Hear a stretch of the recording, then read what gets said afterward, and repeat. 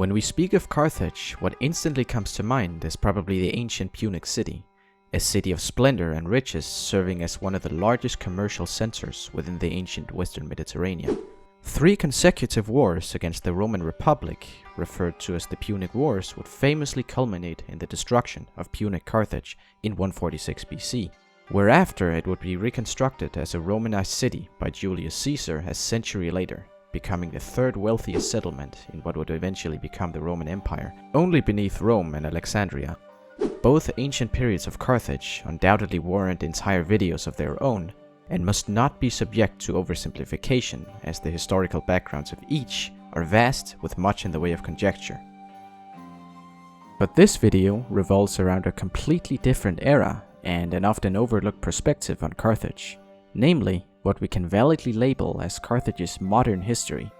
From the archaeological excavations of the 19th century alongside the archaeological remains of today, to the eventual establishment of a small modern suburban town occupying the area corresponding to that of the ancient city,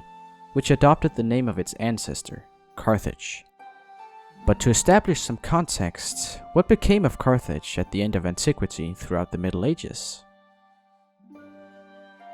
The definitive end of the ancient city of Carthage occurred through its second and final destruction succeeding the Battle of Carthage in the year 698 AD, wherein the Byzantine forces led by Ioannis the Patrician in the Exarchate of Africa, a Byzantine client state, suffered defeat by an army of the Umayyad Caliphate led by the general Hassan ibn al-Numan, marking the end of Byzantine rule in the region and the beginning of a long, gradual transition into the region's Islamic period of the Middle Ages. Subsequently, Carthage was left in ruins, with its surviving inhabitants fleeing to other settlements in the region, a fate bearing striking similarities to that of the Punic city in 146 BC. Besides its sizable bathing complex, the Antonine Baths, remaining in use until at least the 9th century AD, the city was left completely deserted and uninhabited for more than a millennium. Fast forward to the 19th century, a series of archaeological excavations, mappings and surveys commenced in Carthage. By 1838, the first complete survey of the site of Carthage was carried out by the Danish diplomat, naval officer and cartographer Christian Tuxenfelbe, who had been Denmark's ambassador to the Ottoman Beylik of Tunis between 1820 and 1831. A keen interest from the likes of the British and French archaeologists and scholars ensued, many of which would eventually participate in the archaeological excavation of Carthage, facilitating what could perhaps be categorized as a competition with the aim of prestige merited for excavations of renowned sites such as Carthage.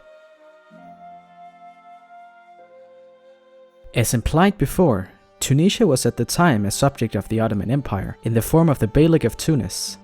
and despite scarce mentions in many Western sources, there were indeed also Tunisians making contributions within the field.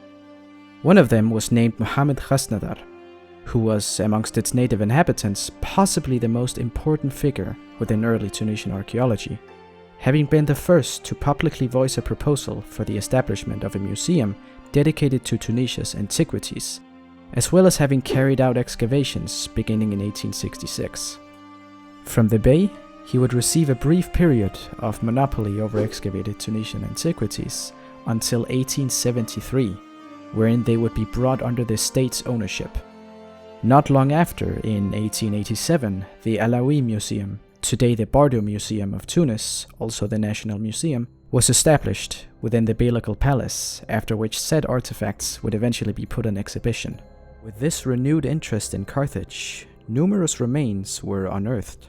Despite most of them being Roman, they have been intriguingly unearthed alongside formerly buried and almost intact Punic buildings, proving that much of the Roman city had been built atop the former Punic city, which was then largely buried as opposed to leveled completely, with the Roman military ambition famously being to erase it from history. Prominent remains include the harbors, originating from the Punic period, divided between a circular military harbor, known as the Kothon, and a rectangular commercial harbor, with both later being solely commercial during the Roman period. There's also the amphitheater and the remains of the formerly buried Punic quarter, as implied before, which stand on the Bursa hill and were constructed at the behest of Hannibal Barca during his time as chief magistrate of Carthage in 200 to 196 BC, alongside remains of Roman villas atop the hill to the northeast, the cisterns, Paleo-Christian basilicas, the Punic tuffet, alongside the famous Antonine baths and numerous other sites. Towards the end of the 19th century, as Tunisia had been conquered by France in 1881, becoming a subject in the form of a protectorate, gradual urbanization began to take place at the site of Carthage in the following decades, beginning with the Acropolium on the Bursa Hill, constructed atop what was originally a temple dedicated to the Phoenician/Punic deity of healing, Eshmun, a temple that had also served as refuge during the siege of Punic Carthage. This new cathedral was finished in 1890 and served as the Cathedral of St. Louis, named in honor of King Louis IX of France, who had died in Carthage during the 7th Crusade. This would subsequently lead to the re-establishment of the ancient Archdiocese of Carthage, which had seen its final bishop more than 800 years prior in 1076, though it has since been renamed to the Archdiocese of Tunis, as this cathedral in Carthage no longer operates. Over time, an increasing number of villas, residential districts, and other urban projects began emerging in Carthage, rendering the area fully inhabited for the first time in ages, quite literally. This gave birth to what is today a municipality established by the Bey of Tunisia in 1919, centered around the growing suburb belonging to the administrative region of Tunis, the capital of Tunisia. Carthage's present population size is estimated at around 24,000 inhabitants, according to a 2014 census, which is less than a tenth of its total population in antiquity. Carthage is today also the site of the presidential palace, which serves as the residence of Tunisia's president, and within it is even an off-limits section of Carthage's archaeological site, the remains of a Punic fountain constructed around the area's only known natural spring, which was also in use during the Roman era. It was named the Fountain of 1,000 Amphorae by Louis Caton, the archaeologist who published the first research paper on the site, as a large discovery of 2,000 amphorae had been made in its vicinity. Only a few old images exist of it from when it was initially excavated, and it is completely inaccessible to ordinary visitors, being located within the high security area of the presidential palace today. Carthage and its archaeological site currently receive more than 1 million visitors annually. While it obviously doesn't directly continue the legacy of the ancient city, it can indeed be argued that it has now come into existence once more. Thanks for watching, and I hope you've enjoyed this video. Please let me know what you think in the comment section below. For more similar and obscure historical content, consider subscribing to the channel.